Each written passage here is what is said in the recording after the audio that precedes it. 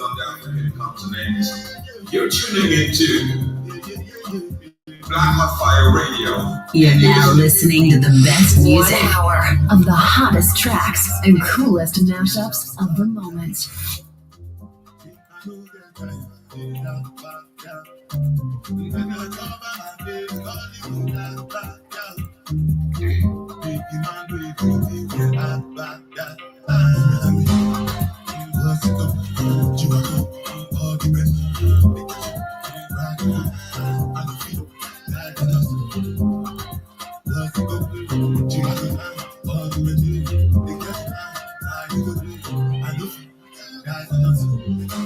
Greetings and salutations to everyone here in Atlantic Robinson, your speaking from all greetings, Switzerland.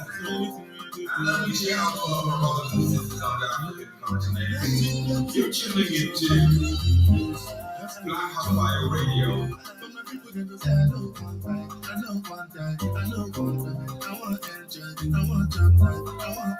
Happy days, family. How are you doing? So Friday, you made it to the end of the week. It's your girl, the lovely Iwaton Longoria, coming into amazing conversation, always talking about redefining Africa and as we define ourselves, because you are the change you need to see in the world. Welcome, welcome, all of the guys who are joining me on YouTube, Rumble, and also you can follow us on all the social media platform, and also download our app on the Google Play Store, stream on www.blackhotfirenetwork.com for amazing healthy supplements, apparel, clothing with the Black Hot Fire Radio logo on it. Without any stress, you are not my bitch. If you become shall not be left of slave. But now people they go say I know one time, I know one time, I know one time. You're now listening to the best music. 1 hour of the hottest tracks and coolest mashups of the moment.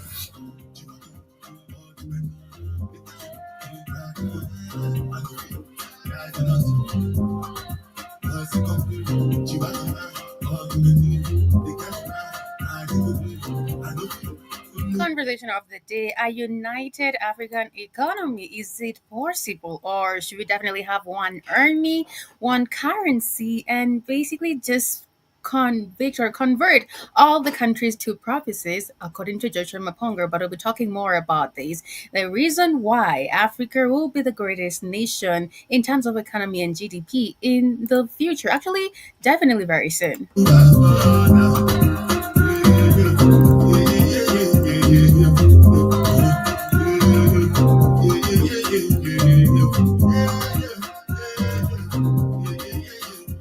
You're now listening to the best music. Get ready, the hits keep coming. 1 hour of the hottest tracks and coolest mashups of the moment.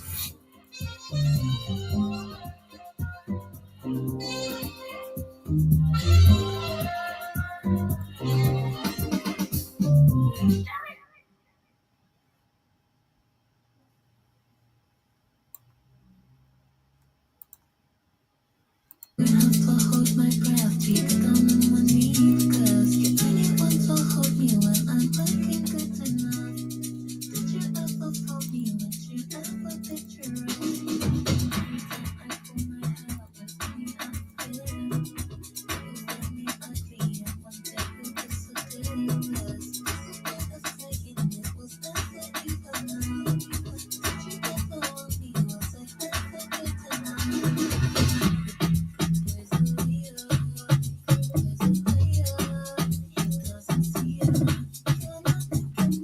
We started with Barnabor there, giving us a beautiful hop or topper notch of one of his hits. But welcome, family, on the I almost said the morning show. Welcome to Let's Pop with Iruton, always talking about redefining Africans as we redefine ourselves. And the conversation of the day is a united African economy.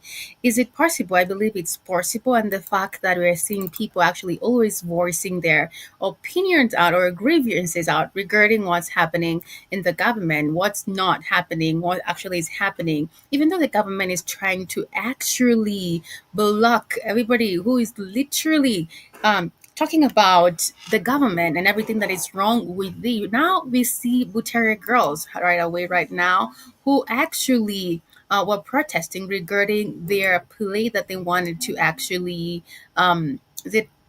perform at the National schools here in Kenya is a thing where in high school people read their set books and then they actually go and played in schools and actually compete with different schools.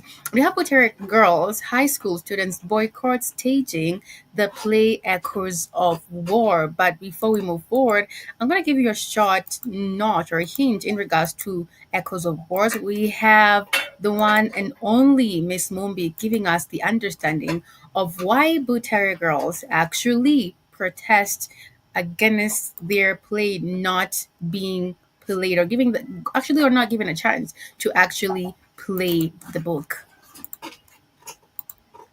Entertainment purposes only, family. Just when you think there's no more happening with the revolution. Shout out to Butere Girls and their play Echoes of War, which has received so much backlash. It actually all started with Evangelist for State House Rachel when she had sent, I don't know, a message, because that's her school, by the way, when she had sent a message to the headmaster, I don't know what, saying, they cannot perform this play at the National Degree, what. Kumbe, us guys didn't know how deep this thing is.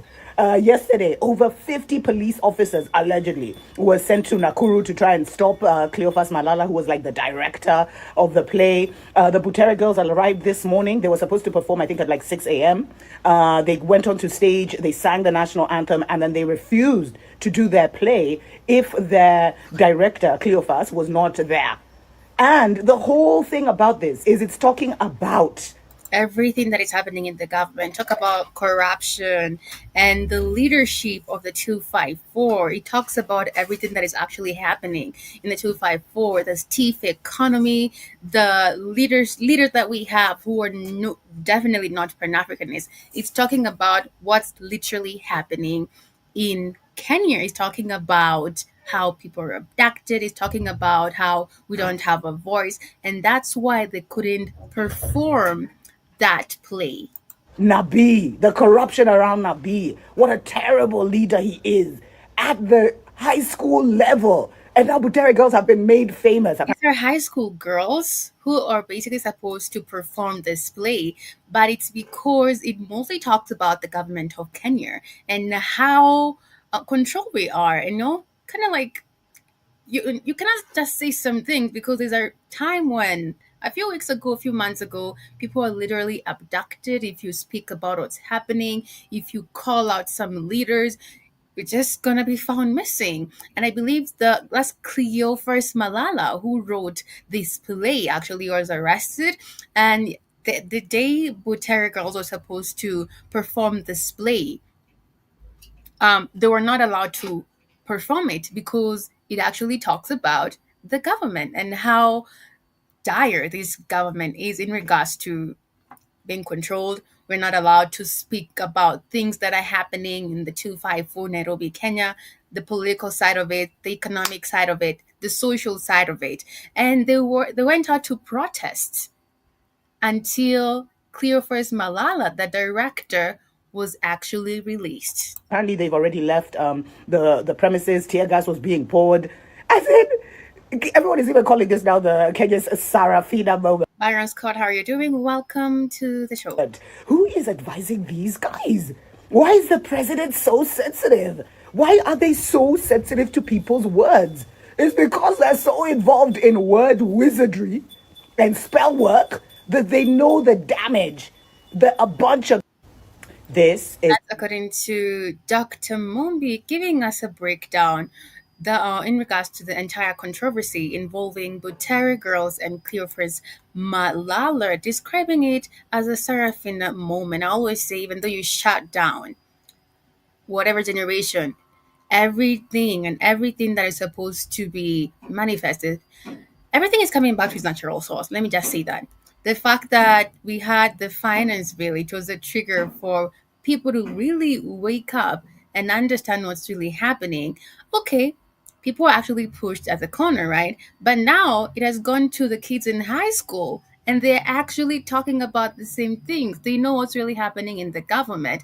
And now there's a book, one of the set book called Echoes of War, talking about everything that is happening in the government, which means the kids who are in their teenage years, they really know what's happening. Obviously, they know wrong from right. But now understanding who they are, their right in this political world, understanding that their voice really matter in the political world. It means if this generation is so woke, the way it's so woke right now, it means the energy is being vibrated to the other generation that is coming up, right? So it can never be stopped until everything comes back to its natural course. Also have content creator Victor Nyata, who suggests that Buteri Girl should monetize and promote their play in a public forum. And people have been talking about this regarding the fact that they were not allowed to perform this play because it talks about everything that's happening in the government of Kenya. People are suggesting, what if you just go to the National Theater? We're gonna pay for the tickets and you guys can perform this play, because people want to really watch what's happening in the government and the corruption side of it, the abduction taking place, the thief economy that is happening in the 254. I'm a product of drama festivals. And I'm telling you, if Butere girls have the minds of Kikuyus, the commercial mind, the business mind, put that play in a public forum. People will pay to go and watch them perform. I know. And the fact that almost a lot of high schools have come together to actually protest against this in regards to they should be given a chance to perform it. Now everybody's talking about Buteri Girls. Now everybody knows about the book Echoes of War and what it really entails. Make millions. You guys will make millions through ticket sales. Take this opportunity. Seize this opportunity. I'm a product of. I agree with that. I believe the fact that right now people know about Echoes of War, it is a good thing for people to actually voice it out, because now everybody's curious about Echoes of Wars and what he's talking about. This is a sneak peek of how the cover of the book looks like. That's it. And it's actually talking about the economy, corruption, the bad leadership that is in Nairobi, Kenya, the government of Nairobi, Kenya. This is a synopsis of what was expected from Buteri Girl's play, Echoes of War. And yeah, this is what's happening, family, in regards to the protest that happened a few days ago, which included high school girls who were supposed to perform this book in a play, but because it's talking more about the government of Kenya and everything that has been happening in the government of Kenya, they were blocked from performing it. And the author, the director, Cleo First Malala, definitely was arrested. So they definitely protested. They said they're not gonna stop protesting until the director was released. And obviously he was released. And we saw the First Lady Rachel Ruto. She's an alumni of Buteri Girls, and she went ahead to speak about creative arts and digital innovation regarding the play or also the book. But my conclusion regarding her presence in this matter, it's because it was so loud. If there was no Echoes of War, if Buteri Girls were not performing this book, I don't think she would definitely appear in the school. It's because right now it has become such a big deal and everybody's talking about it. She had to actually go and talk about something in that vicinity, or talk about Buteri Girls, even though she's an alumna. And now they're talking about the fact that the students should they're going to invest in the creative arts and digital innovation. But she'll have done this like a few months ago or last year, but it's because it has become a controversial conversation. I believe, from my conclusion, she had to appear this to show that maybe the president is aligned with this, which we didn't see that few days ago. On behalf of the Butere Girls High School and alumni, the bottom-up economic transformation agenda also captures the seriousness of digitization under its digital and creative economy pillar. The Kenya National Digital Master Plan 2022 to 2027 details key interventions that will support the implementation of the vision behind the digital and creative economy pillar. The government plans to establish internet hotspots to serve innovators, film production, and public access to government services. As the country gears towards the fourth industrial revolution, we will need to be agile enough to ensure we take advantage of the emerging opportunities. We now live in the era. She had to come forward and talk about this because Butere Girls was now on the spotlight. But if that didn't happen, I don't think she would definitely come forward and talk about this for like 100%. Of generative artificial intelligence, where technology enables our work and spurs efficiency.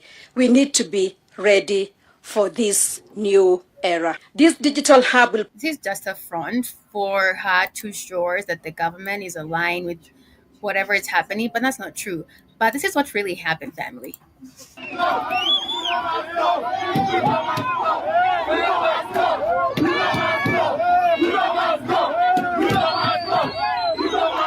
This chance of no Butere, no drama, and they're actually singing along with what everybody always does, erupted as Butere Girls stormed out in protest, refusing to perform without their director and script writer, Cleophas Malala. And somebody saying these girls are very brave. I'm very sure Malala somewhere is feeling very nice about this.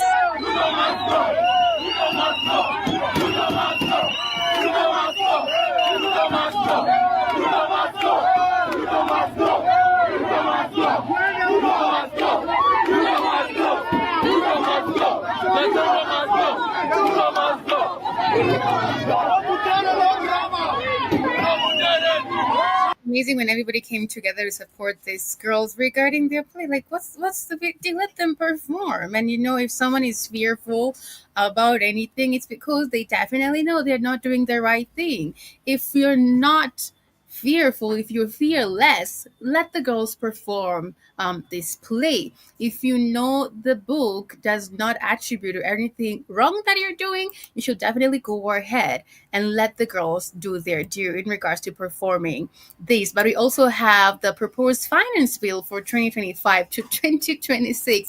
This is so dire because now a lot of VATs are going to be added to a lot of things that the consumers are actually buying. Finance Bill 2025 proposals zimetokea, and trust me, ya last year walikuwa wamewahurumia. So here are the highlights, ndio msiseme amkwambia. At number 1, yenye ita affect kila mtu ni VAT. VAT imepanda from 16% to 18%. The VAT has actually increased from 16% to on all goods. Kwa hivyo inamaanisha hadi zile products zenye zilikuwa zero rated kama maziwa, bread. I'm going to go back again with that. Finance Bill 2025 proposals zimetokea, and trust me, ya last year walikuwa wamewahurumia. So here are the highlights, ndio msiseme amkwambia. At number 1, yenye ita affect kila mtu ni VAT. VAT imepanda from 16% to 18%. 16% to 18% of most of the products that we're consuming.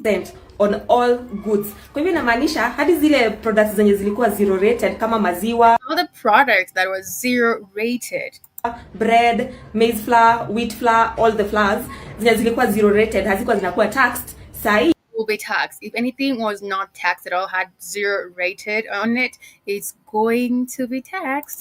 Zitakuwa zinataxiwa 18%. That means kama unanunua maziwa ama bread at 65 shillings, from July 2025 utakuwa unanunua the same product at 75 shillings. If you own land, you're going to be paying 10% of the value of that land as taxed. Haijalishi kama uko na freehold ama ni leasehold. Any land in Kenya, kama uko na shamba Kenya, utakuwa unailipia 10%. Wakulima, poleni kwa sababu mtakuwa mnalipa 5% tax. 10%. If you own a land, you're going to be paying 10% as tax of that land. That's what's happening in regards to the new finance bill. That is going to be apprehended on your product. So kama unauza coffee, avocado, tea leaves, any agriculture product, mahindi, utakuwa unalipa 5% of kenye umevuna ama kenye umeuza. 5%. Kumbuka umeshalipia shamba 10%, na hiyo shamba ikikupea avocado, hii avocado kumbuka utailipia tax. Okay? Yeah. Employed ninjas, pay imepanda from the maximum ilikuwa 35%. Sahi wamepropose ipande up to 37.7%. Na the least earning walikuwa wanakuwa taxed. Finance Bill 2025. That's what's happening, family. What are you going to do about that? Because the finance bill, proposed finance bill for 2025, 2026 is almost coming out. So it's actually crazier than the last finance bill. I believe this is going to make a lot of individuals super upset because it doesn't really add up. But this is Cleophas Malala, who was arrested in regards to the Butere girls' Echoes of War set book that was supposed to be performed. Imefika mali Kenya mnaniarrest because naandika play Marubu. Nakuja na polisi 50. Nimefanya makosa gani? Kuandika. You are arresting me because of writing a play. What offense have I committed? Alive. What mistake have I committed? Tell me, Marubu. When this year? Niambie. This year. Because you wrote, or he wrote, a playbook that is actually revealing everything that is happening in the government of Kenya. Natumika kuarrest mtu ameandika play. Ama nimefanya makosa gani? Imefika mali Kenya. What's happening regarding the Butere girls play that was actually supposed to be performed, but because it actually talks more about what's happening in the 254 and the government of Kenya, it was not allowed to push through. But I'm going to digress to another conversation right away, family. Before we do that, remember you can download our app on the Google Play Store and stream on www.blackhotfireradionetwork.com for amazing healthy supplements, apparel clothing with the Black Hot Fire Radio logo on it. We have Benny hats, dad hats, sandals lights. Now we do have bags at the Black Hot Fire Radio logo flag with the name on it. Remember, you can definitely order these on your own conveniences, but in regards to the supplements, you pay directly, pay as you order, but you can leave a poly or order as you pay slowly for the apparel clothing. But before we move forward, let's listen into the health and benefits of some of the supplements we do have on our website. Let's listen in so you can definitely have an idea of what we are definitely selling for you on the website. Fuel your body with complete multivitamin, the perfect balance of essential nutrients for daily health and wellness. Carefully formulated from natural ingredients, our multivitamin packs vitamins A, C, D, E, plus key minerals like zinc and magnesium to support your immune system and boost energy. Just 1 tablet a day is all you need. Take it with water and feel the difference as prescribed by your healthcare provider. Stay active, stay strong, stay ready with Complete Multivitamin, your daily dose of vitality. Complete Multivitamin, simple, powerful nutrition. Go get this product at blackhotfirenetwork.com at the Sports and Nutrition store. Super affordable price. You can definitely order wherever is into your liking. But as we move forward to the next conversation here, a united African economy. Is it possible, family? Let me know about it. I believe it's possible regarding united African economy in terms of maybe if we come together and get rid of all these countries and we share minerals, because I believe the fact that we have all these countries each controlling also their own minerals and stuff like that is a way actually the European nations that actually continue to actually steal and erode. How are you doing, General Mosquito? I hope you're doing better this beautiful morning on your end or afternoon. And please stop betting, General Mosquito. We're not betting on this show. This is a safe space for awakening people and redefining Africans as we redefine ourselves. But let's get to that conversation regarding a united African economy. Is it possible? I believe it is. Let's listen into this conversation right away. With the global economy under siege and the geopolitical order in flux, many voices are being drowned out on the world stage. get a feel. But that's especially true for Africa. It scarcely registers in news cycles in the richer parts of the world, yet over the coming years, Africa will become more important than at any other point in modern history. The world is getting... And that's why everybody's trying to get their feet in the land of Africa. We see Mr. Beast doing his most because he knows what's going to happen in the future. Everybody's trying to have a piece of something in Africa because they know the rest of the world and nation are collapsing. Pole. Getting old, but Africa is young and it's getting bigger. By 2030, half of the people entering the global workforce will be from Africa. By 2075, 1 out of every 3 people on the planet will be African. This presents the world's poorest continent. It's not poorest for your information, mister. It's poor because you're all trying to rig it and actually make it impoverished. But Africa is the most wealthiest nation of all time. Point of correction. With a historic opportunity, but it faces an uphill battle to seize it. The economic gap between Africa and the rest of the world is vast and shows little sign of closing. Here's a map of the world according to the size of countries' economies, measured by GDP at current prices. The top 20 or so have economies worth $1 trillion or more. But African economies make up a disproportionate share of the weakest. You're now understanding the collaborations that some of the most African nations do have with United Arabs. You understand why? Because a lot of youths are being sent to these other countries to work like the jobs that are very menial jobs, not understanding that the future is in Africa. Now is the time to invest in Africa right now. I can understand, as I said earlier, like people want to give a better life to their families, and it's because of poverty that most people are taking this job in Saudi Arabia. But sometimes it's not really worth it because there are so many cases that we don't report. It's not actually shared on social media regarding what really happens to our brothers and sisters in this Arabic nation. Very, very dire thing really happened to them. But this is a collaboration that our government and other African countries have actually talked about or actually have had a deal with regarding sending the youth to this Arabic nation. And then I believe they're investing in Africa, but what they are taking is our minerals, our gold, our lithium and cobalt to actually develop their own countries. And smallest economies.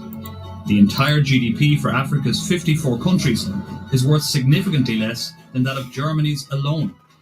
To sum it up, despite accounting for close to I definitely understand what you're saying, Daryl Mosquito. I'm just kidding. I'm just playing with you. 20% of the global population, that plays into a wider point. Sorry about that. If it asks me in Africa in general, what is likely to increase growth quicker? The first answer I'll give you is a full implementation of the African Continental Free Trade Agreement. Our modeling, for instance, shows that the African Continental Free Trade Agreement can increase GDP, by more than 10% compared to what we forecast to be the business as usual by 2043. It can reduce extreme poverty by additional 32 million people compared to what we forecast. Emmanuel Owusu Sekiera is an economist with many years' experience covering Africa. He's now the Director of Research at the African Centre for Economic Transformation. He sees the AFCFTA as a major step forward. It's a phenomenal innovation. It covers Africa's population 1.5 billion with a market value of $3.4 trillion. That's the largest trade bloc in the world and the largest since the general agreements. But the question is, we have so many greedy and selfish leaders who are not seeing the bigger picture. I believe it's because maybe they cannot see the bigger picture and they're still stagnated in the same old. And the fact that they cannot see they can be a united Africa in regards to economy and army. And that's why I believe most countries, I know Africa is a continent which has countries in it. Africa is not a country. Okay, it is a continent, the second largest continent in the world. So we have leaders who will be actually thinking, well, they will be thinking about their own benefit in regards to, okay, I'm not going to be the president no more. It's going to be super selfish of them in terms of thinking about the bigger picture and how we can dominate and how we can reclaim and take over everything that has been stolen and eroded away from us. They'll be thinking about themselves. And that's why they say there's no mercy if you're climbing to the top. It's either you hunt or be hunted. These are the type of leaders who think like that. Tariffs on trade. So it's a huge market with fantastic potential for boosting intra-Africa trade, regional growth, and development. It's phase one of the AFCFTA focused on trading goods and services and dispute mechanisms, which have been done very well. They managed to eliminate tariffs on almost 90% of goods and services. While almost all African countries have committed to joining the AFCFTA and the vast majority have ratified it, many say its implementation is hindered by poor infrastructure and countries still thinking nationally rather than continentally. The protocols of the AFCFTA have not been adequately domesticated in their respective national development agenda. That is one area that there's a big major challenge there. The other challenge is that cross-border trade infrastructure is very poor. Road, air, sea, it said that a shipment can leave China and get to Eastern Africa. Also, you have to understand, it's also because a lot of leaders in Africa, most of them, all of them, are being controlled. And they're being given ultimatums, like, if you agree to this propaganda of a united African economy, you better understand what's going to happen to you. And that's why you see they're acting as gatekeepers, because they know what to do, but they can't because they're being given ultimatums. Much faster than from South Africa to the west of Africa. The trade agreement was brokered by the African Union, a continental union of 55 member states, which includes the disputed territory of the Sahrawi Republic. If African economic integration is to be a success, the African Union will play a critical role. The African Union has to be up its game. And in one of our modeling where we do Africa in the world, we have shown that a world where Africa is more integrated and Africa is more united will lead to a more prosperous world than when Africa is more divided and more fragmented along various groups. Experts like Enoch, whose research focuses on the benefits of African economic integration, think it's clearly time the continent came together in certain areas. Even if it is not an African unity, at least we need to have an African integration. We need to have an African currency. We have 54 countries with over 40 different currencies. So these are basic problems that you don't need the rest of the world to tell you to do. These are problems that our leaders need to sit down, especially the African Union. At the heart of this story. But also you have to understand that African leaders are not united. They're all controlled. And that's why it's hard for them to come together and have one common agenda regarding the future of Africa, because everybody else is talking to them who is not African regarding their African continent. Is demographics. Africans will matter more and more to the global economy for two big reasons. There are going to be a lot more of them, and they're going to be young. According to detailed UN population projections, Africa is going to take up a bigger and bigger slice of the global population in the coming decades. As demographic decline takes hold in places like Europe, China, and elsewhere, Africa's population is projected to reach 3.3 billion by 2075.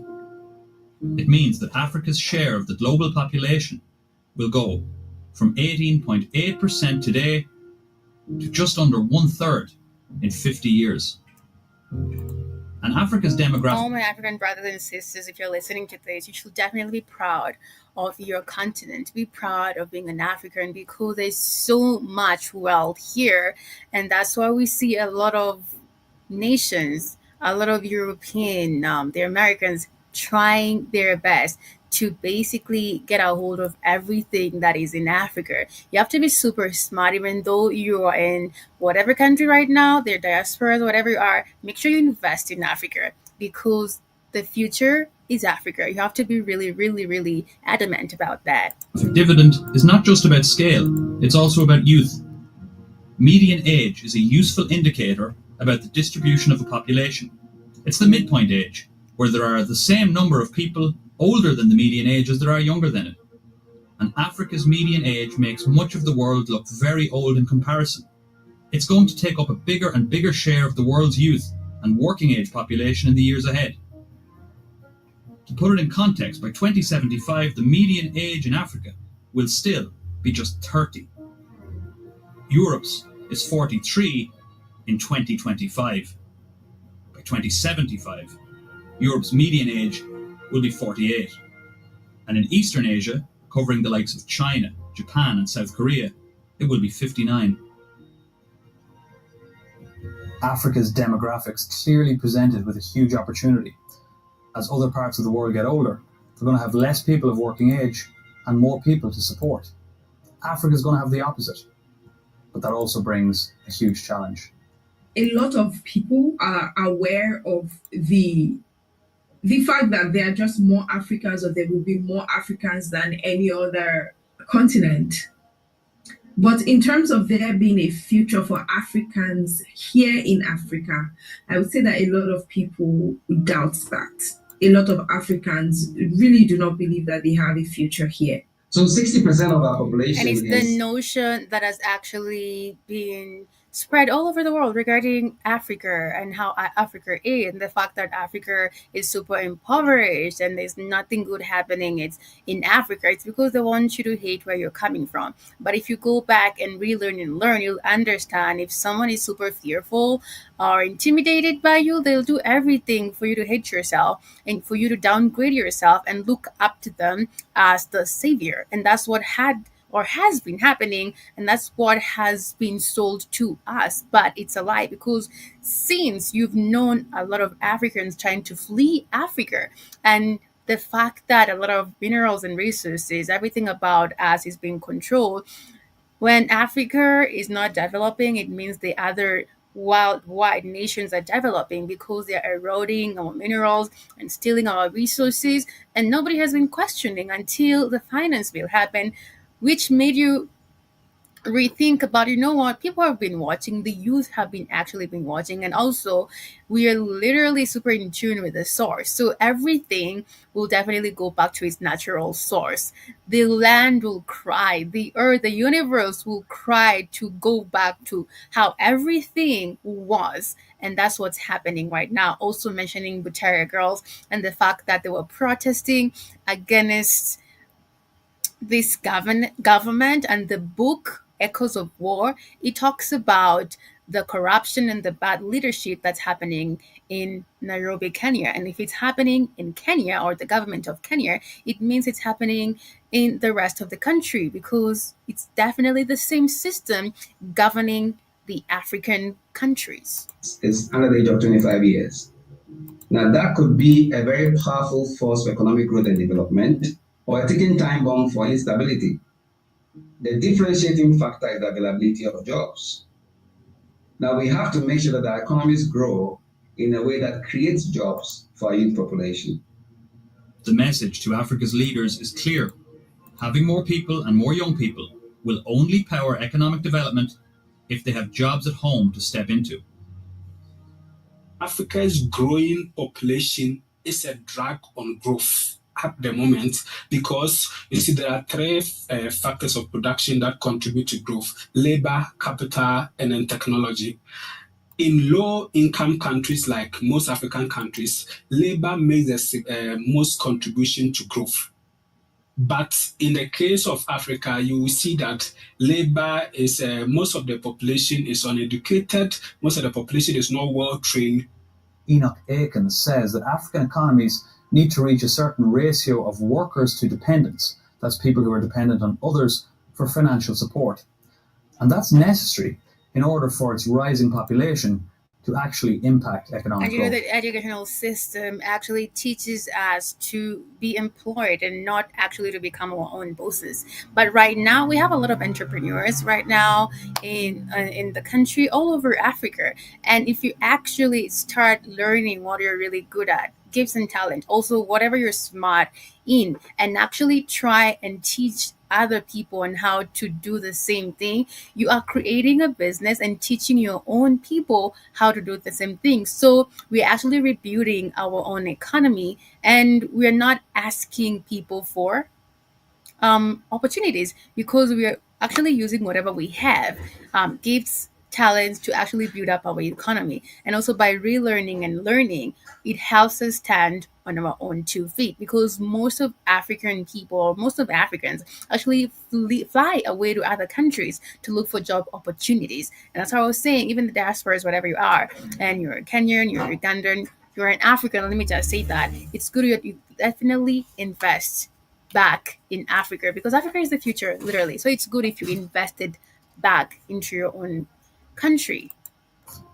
Africa can get there by 2055, where the rest of the world, China, Europe, America, were there decades ago. So you will see right there, you will see that there was a problem. This couple with the youthful nature of the population and the lack of opportunity that is being created for them is a problem. But the flip side of it also is that 1 out of every 4 people is going to be an African. If this labor force Have you is heard that? 1 out of 4 people is gonna be an African, baby. educated, if this labor force are trained, if this labor force, are mobilized, they can be a force for growth. There's also the idea in some quarters that fertility rates can be too high for sustainable economic growth. I think the easiest way to sum this up is to look at the median age of a country. And if the median age, the average age is, say, 18 in Kenya, or 19 years old, well, how many 18, 19-year-olds do you know with money? No one's got cash. And if you haven't got cash to invest and to grow your economy, it's very hard to make any progress. Before I In move his book, forward, The Time-Traveling Economist, Dad, the author before we move forward, I want to play a short video that will definitely remind us of our identity, remind us of who we are, because you know what? We have to always hear this over and over for us to get an understanding of our identity, and basically the fact that we are the true originators of civilization. White people came to Africa. They came showing themselves as superior to the black people, digging out things that black people taught them. You know, what we don't have in our history books is that the civilization we have in Europe today was brought to us by black people. Even black people don't know that. Even many black people don't know that. They don't know that the Moors, they were West Africans and North Africans and Central Africans that came to Europe and ruled Spain. They brought civilization to us. They showed us how to use soap, how to be clean, how to behave like a decent human being, you know. All these things we didn't know that before the Moors brought civilization to Spain. Did you know that the Moors ruled in Spain for 700 years? Where is that in our history books? It's nowhere to be found. Because why? If you are giving black people that power of having once ruled over white people, wouldn't black people start like kind of questioning, oh, we were once at that point of having such a power in a white man's country over white people, and where are we now? So of course they have to hide that history from you people, because knowing your true history is knowing your true power, and knowing your true power means you will break out from that system of racism. And it's literally happening here. We can see our girls actually protesting, and the Gen Z, it's basically the youth. They know what's happening. They understand what's happening. We're going to continue with the conversation of a united African economy. General Mosquito, how you doing? I can see you there.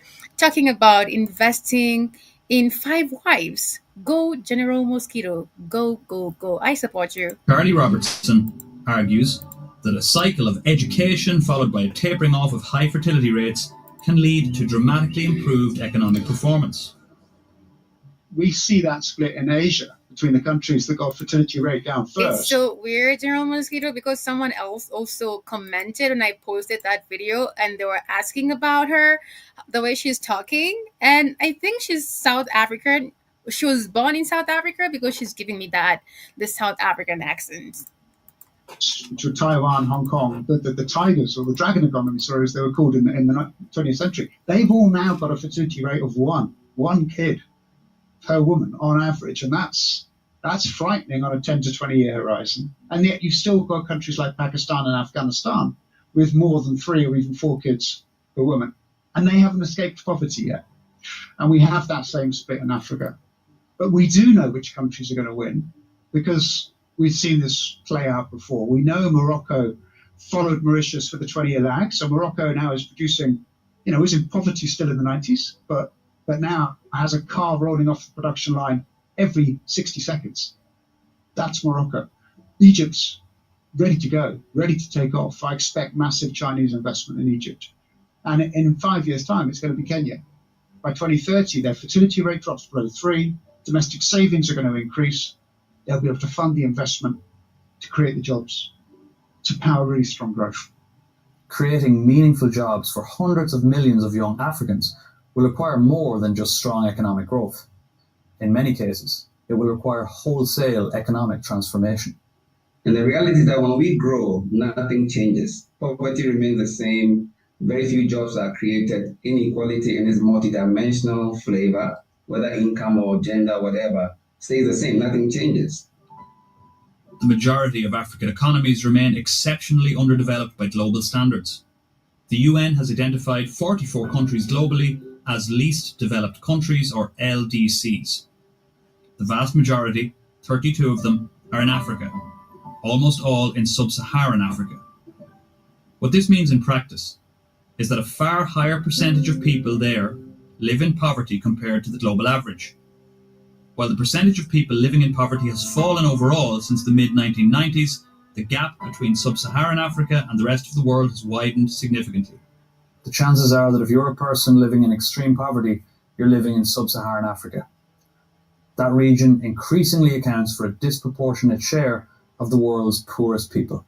Clearly, there is a problem, and anybody that is interested in fighting global... Because there's a lot of looting and stealing, and that's why, but not no more. And I want everybody to actually question every collaboration that might be happening or actually happens with other European nations or whatever nation that is not an African nation. What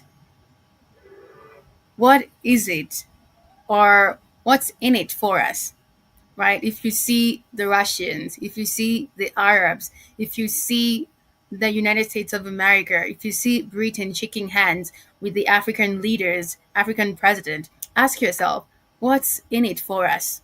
Which is actually nothing, literally, because the real deal is our resources, our minerals. And what our leaders are actually gaining from this is just few pennies, which doesn't really help me and you, but it's for their own interests. Poverty, fighting global justice cannot do so without addressing this huge gap, because a huge gap of inequality is a big problem for the world, and it tells you that the focus of the world should shift to Africa, because if you are not able to address this gap and this gap grows, then it leads to all the associated problems.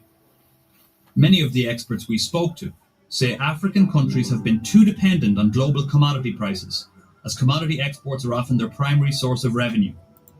It leaves their We have to come to a point where we are controlling our own pricing in everything, because also our pricing of everything that we are producing is actually being controlled. The time, or basically the moment, are going to be taking power of our own pricing. Burkina Faso is doing amazing, and this is just an announcement that it is possible. We just need ethical Pan-Africanist leaders who will definitely take this position. Economies immensely vulnerable. We grow at the back of raw materials and natural resource exports, which we export without adding any value to it. The second thing is that we are price takers. So when prices do well in international commodity markets, we grow.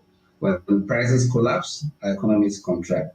Now, this kind of externally driven growth does not create enough decent jobs, does not reduce poverty, has no impact on household income, it has no impact on household consumption, and therefore has absolutely no impact on improvements in living standards or human well-being.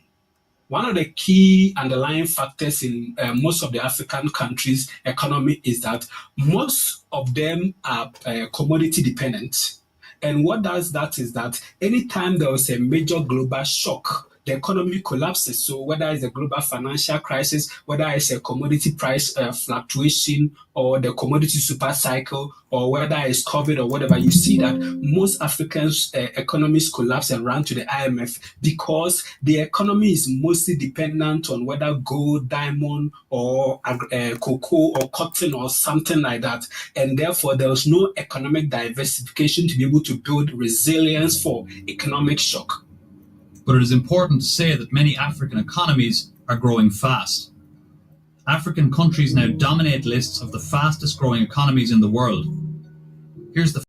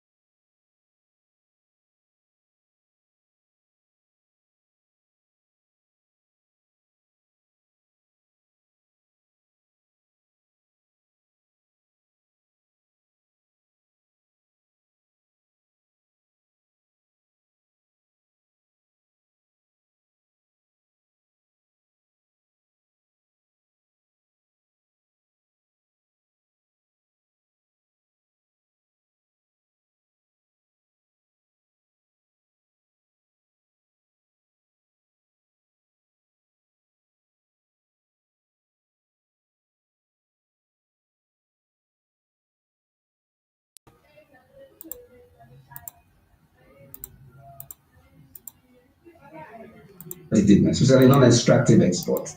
Along the growth with depth dimension, these are two areas where Africa flopped miserably. And incidentally, these are the two key indicators you need to enhance economic resilience. Because as you grow from different sectors, any particular shock to a particular sector doesn't cripple the entire economy because the other drivers of growth.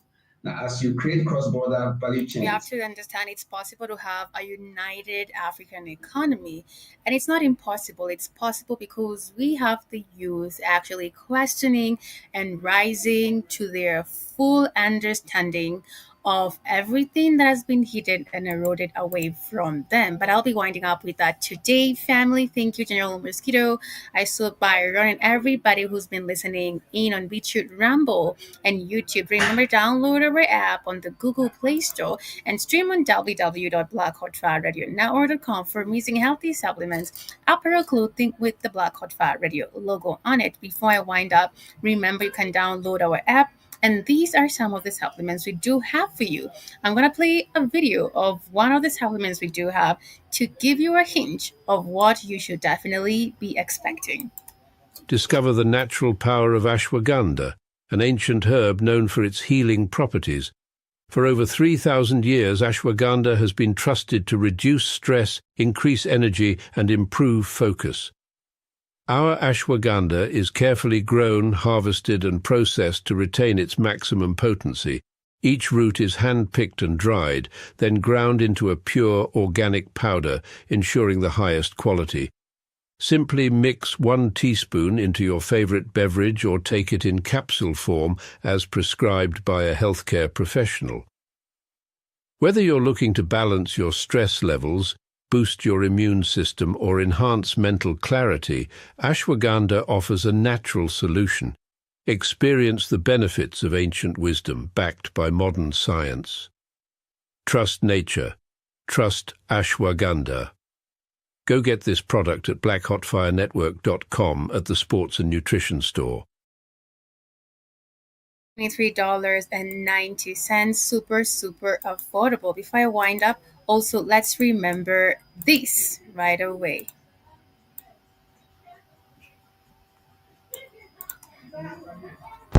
You think you're free? You think you really have a choice? Spare me the fairy tale. Here is the secret. They don't need chains when they have screens. They don't need whips when they have fear. They let you choose what they already picked for you. Your leaders, selected. Your options, controlled. Your freedom, a well-crafted illusion. So tell me, are you really free or just comfortable? I believe comfortable, but we're definitely changing that narrative here because we are always talking about redefining Africans as we redefine ourselves. Have a beautiful, beautiful weekend. Eat your vegetables, drink lots of water, and remember to actually have a beautiful, quiet, or actually fun weekend with your loved ones and friends. Because you are the change you need to see in the world. I'm sending you so much love and light this beautiful afternoon. Much love. Take care. Feel the hits. Feel the freshness. Thank you, General Mosquito, for joining me today. I appreciate that. And I hope you're going to have a beautiful, amazing, amazing weekend on your end. Much love. And thank you for everybody who joined me on YouTube, BitChute, and all the silent listeners. Have a great weekend ahead of you.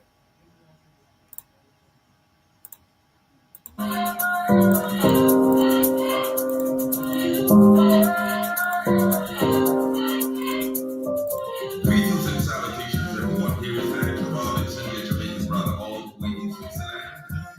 And I'm reaching out to our brothers and sisters on the African continent. You're tuning in to You're now listening to the best music. 1 hour of the hottest tracks and coolest mashups of the moment. Feel the freshness.